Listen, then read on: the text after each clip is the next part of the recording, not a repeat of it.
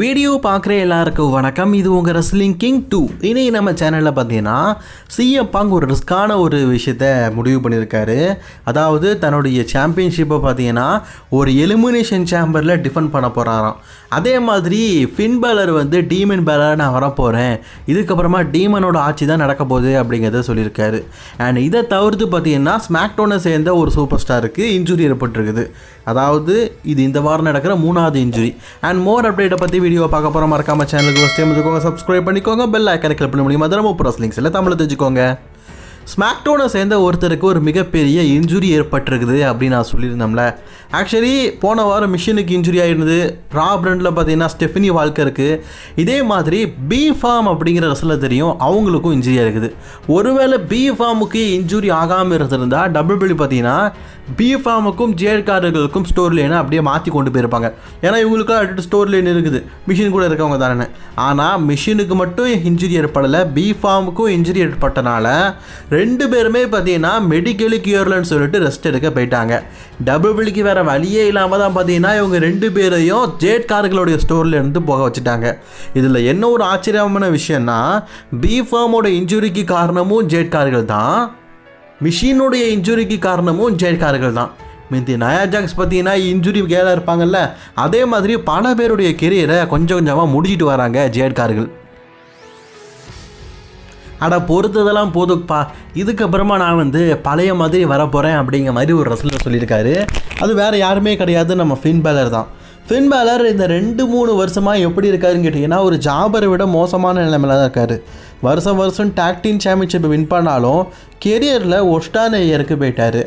ஆரம்ப காலத்தில் இவர் டபிள்யூபிள்யூ மெயின் ராஸ்டருக்கு வந்த உடனேயே யூனிவர்சல் சாம்பியன்ஷிப்பை கொடுத்ததெல்லாம் எவ்வளோ பெரிய விஷயம். அப்படி கொடுக்கறதுக்கு காரணம் அவருடைய திறமை, அதுவும் அவருடைய டீமன் கேரக்டர் அந்தளவுக்கு வலுவாக இருந்தது.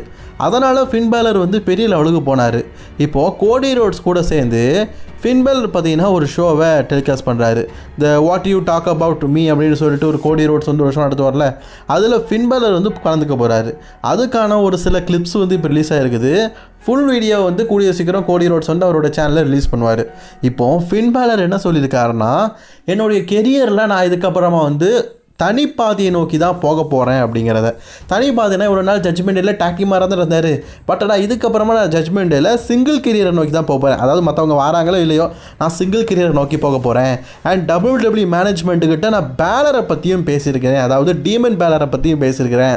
இதுக்கு முன்னாடி பார்த்தீங்கன்னா அவர் NXTயில் இருக்கும்போது அடிக்கடி டீமன் பேலர் கேரக்டரில் பார்த்தீங்கன்னா சண்டை போட்டிருக்காரு. டீமன் பேலர் கேரக்டர் அடிக்கடி பார்த்தீங்கன்னா ஒவ்வொரு வீக்கும் அவர் NXTயில் காட்டுவார். மெயின் ஷோ கொண்டு வந்ததுக்கப்புறம் தான் அது அழிஞ்சு போச்சு. ட்ரிபிள் ஹெச்சோட யாரால மொத்தமாக அழிஞ்சிருச்சு. ட்ரிபிள் ஹெச்சோட யாரால டீமன் பேலரையே சாகடிச்சிட்டாங்க. ஆனால் திருப்பி பார்த்தீங்கன்னா இந்த டீமன் பேலரை நான் கொண்டு வரேன், இந்த டீமன் கேரக்டரிலே நான் வந்து டபிள்யூபிள்யூ சண்டை போடுறேன் அப்படின்னு சொல்லிட்டு ஃபின் பேலர் டபிள்யூபிள்யூ கேட்டிருக்காராம். டீமன் பேலர் பார்த்தீங்கன்னா டபிள்யூபிள்யூக்கு வந்திருந்தால் மார்க் ஐடிங் நல்லா தான் இருக்கும் அப்படிங்கிறதுனால டீமன் பேலர் கேரக்டருக்கு பச்சை கொடி காட்டிட்டாங்களாம். ஸோ டீமன் பேலர் கேரக்டரில் கூடிய சீக்கிரம் ஃபின் பேலர் வரப்போகிறாருன்னு சொல்லப்பட்டிருக்குது. டீமன் பேலர் கேரக்டரில் வரும்போது அவர் கண்டிப்பாக பார்த்தீங்கன்னா ஒரு மெயின் ஷோ ரெஸ்லர் ஆனால் நல்லாயிருக்கும்.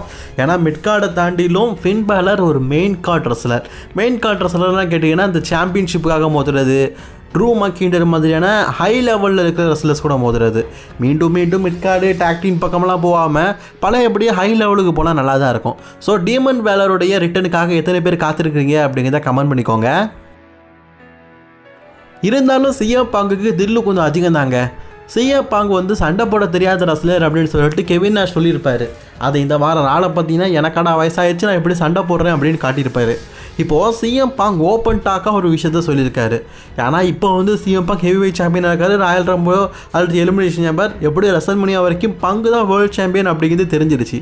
பங்க் என்ன சொல்லியிருக்காருன்னா, இந்த வாரம் நடக்க போகிற எலிமினேஷன் சாம்பர் என்னுடைய சொந்த ஊரில் நடக்குது. இந்த சொந்த ஊரில் நடக்க போகிற எலிமினேஷன் சாம்பருக்கு டபிள்யூடபிள்யூ வந்து டிஸ்ட்ரிபியூட் பண்ண டிக்கெட்டை வந்து விற்றுட்டோம் அப்படிங்கிற மாதிரி சொல்லியிருக்கிறாங்க. எஸ் கைஸ், எலிமினேஷன் சாம்பருடைய டிக்கெட் ஓரளவுக்கு சேல் ஆகிட்டான். இப்போது எக்ஸ்டர்னியா அதாவது அதிகப்படியான டிக்கெட்டை விற்க போகிறாங்க. அதிகப்படியான டிக்கெட் அவங்களுக்கு தெரியும், இந்த ஸ்டேஜெல்லாம் எதுவுமே இருக்காது, எல்லாத்தையும் ரிமூவ் பண்ணிவிட்டு அங்கேயே ஆடியன்ஸ் உட்கார வைப்பாங்க. தற்போதைக்கு 12,000 டிக்கெட்டை வந்து சேல் பண்ணிட்டாங்களாம். இதுக்கப்புறமா இருக்கைகள்லாம் கொஞ்சம் டைட் பண்ணி அந்த ஸ்க்ரீன் இருக்கிற இடத்துலலாம் ஆடியன்ஸ் உட்கார வச்சு கூட கொஞ்சம் டைட் பண்ணி இன்னும் கொஞ்சம் ஆடியன்ஸை ஏற்ற போகிறாங்களாம். ட்ரிபிள் ஹைச் பார்த்தீங்கன்னா இதை நினச்சி கொஞ்சம் ஹாப்பியாக தான் இருப்பார். பட் ஆனால் சிஎம் பங்க் என்ன சொல்லியிருக்காருன்னா, இந்த வருஷம் நடக்க போகிற எலிமினேஷன் சேம்பரில் நான் சேம்பரில் என்னுடைய டைட்டிலை டிஃபெண்ட் பண்ண போகிறேன் அப்படிங்கிற மாதிரி சொல்லியிருக்காரு. வழக்கமாக எலிமினேஷன் சேம்பரில் ஹெவி வெயிட் சாம்பியன்ஷிப்புக்கான கண்டெண்டர் தான் தேர்ந்தெடுப்பாங்க. வெற்றி பெறவங்க எலிமினேஷன் சேம்பரில் வெற்றி பெற்று ரெசல்மேனியில் சாம்பியன்ஷிப்பாக மோதுவாங்க. ஆனால் பங்கு பார்த்தீங்கன்னா ஆர்வமாக 6 பேர் கலந்துக்குள்ள அந்த மேட்ச்சில் என்னுடைய ஹெவி வெயிட் சாம்பியன்ஷிப்பையும் நான் டிஃபெண்ட் பண்ணுறேன்னு சொல்லியிருக்காரு. ஏன் இப்படி சொல்கிறாருன்னா, அவருடைய சொந்த ஊரில் சாம்பர் மேட்ச்சில் சிஎம் பங்க் இருக்கணும் அப்படின்னு சொல்லிட்டு ரசிகர்கள்லாம் எதிர்பார்ப்பாங்க. அதுவும் சிக்காகோவில் நான் சிஎம் பங்குக்கு ரசிகர்கள் எப்படிப்பட்டவங்கன்னு சொல்ல தெரிய வேண்டியதில்லை, அவ்வளோ பெரிய ஃபேன்ஸ் எல்லாம் இருக்கிறாங்க. ஸோ சிஎம் பங்க் கண்டிப்பாக பார்த்தீங்கன்னா அதில் சாம்பரில் பங்கேற்பேன் அப்படிங்கிற மாதிரி சொல்லியிருப்பார். இதனாலேயே பார்த்தீங்கன்னா எலிமினேஷன் சாம்பருடைய அந்த எதிர்பார்ப்பு அப்படிங்கிறது அதிகமாக இருக்குது. கிட்டத்தட்ட ட்ரிபிள் ஹெச் வந்ததுக்கப்புறமா சாம்பரில் சாம்பியன்ஷிப் டிஃபெண்ட் ஆனது கிடையாது. சாம்பரில் ஒருத்தர் சாம்பியன்ஷிப்பை டிஃபெண்ட் பண்ணி அதில் பார்த்தீங்கன்னா வெற்றி பெறவங்க சாம்பியன் அப்படிங்கும்போது நல்லா இருக்கும்ல. அதுவும் சிஎம் பங்க் மாதிரி ஒரு ரெஸ்லர் இப்படி ஒரு சேலஞ்சிங்காக பண்ணும்போது நமக்கும் ஆச்சரியமாக தான் இருக்குது. காய்ஸ், எனிஒன் இந்த வருஷம் ரெசல்மேனியா ராயல் ரம்பல் மட்டும் இல்லை, எலிமினேஷன் சாம்பரும் பெரிய லெவலில் தான் இருக்க போது. அது நம்ம பங்கு சொன்னதுலேருந்து தெரியுது. மிச்சம் இருக்கிற 5 பேர் யாருன்னு தெரில, நம்ம யாராவது இருக்கலாம். பங்கு யார் கூட அவருடைய டைட்டிலை டிஃபெண்ட் பண்ண போகிறார் எலிமினேஷன் சாம்பரில் அப்படிங்கிறத வெயிட் பண்ணி பார்க்கலாம். ஜேக்கப் ஃபாட்டு இன் நவ் பெர்லின். அதாவது ஜேக்கப் ஃபாட்டுவை பார்த்தீங்கன்னா ஜெர்மனிக்கு போயிருக்கிறாராம். ஜேக்கப் ஃபாட்டு எதுக்காக ஜெர்மனி போயிருக்காருன்னு கேட்டிங்கன்னா ரிட்டர்ன்ஸ்க்காக தான். டபிள்யூபிள்யூ பார்த்தீங்கன்னா போன வாரம் ராண்டி ஆர்டனை ரிட்டர்ன் ஆக்க வச்ச மாதிரி இந்த வாரம் ஜேக்கப் ஃபாட்டுவை ரிட்டர்ன் ஆக்கிறதுக்கு வாய்ப்புகள் அதிகமாக இருக்குது அப்படிங்கிற செய்தி கிடச்சிருந்தில்ல. இந்த வாரம் நடக்க போகிற ஸ்மாக்டவுன் வந்து பெர்லினில் நடக்குது. அதாவது ஜெர்மனி பெர்லினில் நடக்குது. அந்த ஜெர்மனி பெர்லினில் ஜேக்கப் ஃபாட்டோட ரிட்டனை சர்ப்ரைஸாக கொடுக்கலாம் அப்படின்னு நினச்சிருக்காங்க போல இருக்குது. ஸோ ஜேக்கப் ஃபாட்டு பெர்லினில் வந்து பங்கேற்றிருக்காரு. இதனால் அவர் 100% ஸ்மாக்டவுன் தான் வரும்னு சொல்ல முடியாது. ஏன்னா இதெல்லாம் முடிஞ்சதுக்கப்புறமா ப்ரீ ஷூட் நடக்கும். இந்த ஆட்டோகிராஃப் வாங்குறது, ரெசலர்ஸ் கூட சேர்ந்து ஃபோட்டோ எடுக்குது, அதுக்காக கூட இவர் வந்து பெர்லினுக்கு போயிருக்கலாம். ஆனால் இப்போதைக்கே கிடச்சிருக்கிற செய்திப்படி ஜேக்கப் ஃபாட்டு பெர்லினில் தான் இருக்கார். ஏர்போர்ட்டில் இறங்கும்போது பார்த்தீங்கன்னா பல ஃபேன்ஸ் பார்ப்பாங்கல்ல, அப்படி பார்த்து போட்டு வச்சுட்டானுங்க ஜேக்கப் ஃபாட்டு பெர்லினில் தான் இருக்காருன்னு. ஸோ இந்த வாரம் நடக்க போகிற Friday night SmackDown anyone Jacob Fatu fans இருக்கிறீங்கன்னா ஜேக்கப் ஃபாட்டோட ரிட்டனை எதிர்பார்க்கலாம் அப்படின்னுங்கிறத நான் சொல்லிக்கிறேன். அண்ட் ஓகே காய்ஸ், இன்றைக்கான ரெஸ்லிங் செய்திகள் அவ்வளோதான். பிடிச்சிருந்தா லைக் ஷேக்காக முடிக்கோங்க. அண்ட் அதே மாதிரி இப்போ நம்ம செத் ராலின்ஸை பார்க்குறோம்ல, இதில் செத் ராலின்ஸ் கூட 3 ரெஸ்லர்ஸ் இணைஞ்சிருக்காரு. இணைந்து இது ஒரு புது ரெஸ்லர். எக்ஸாம்பிளுக்கு நான் ரோமன் ரெயின்ஸை இதில் சேர்த்துருக்குது. அடுத்து செத் ராலின்ஸ் இருக்கார், அடுத்து இன்னொரு ரெஸ்லர் இருக்கார். அது யாராக இருக்கும்? இந்த 3 பேரும் சேர்ந்து இந்த ரெஸ்லருக்கு நீங்கள் என்ன பேர் வைப்பீங்க? கமெண்ட் பண்ணிக்கோங்க. அண்ட் இந்த வீடியோ பிடிச்சிருந்தா லைக் பண்ணிக்கோங்க. தொடர்ந்து வீடியோ பார்க்க சேனலை சப்ஸ்கிரைப் பண்ணிக்கோங்க.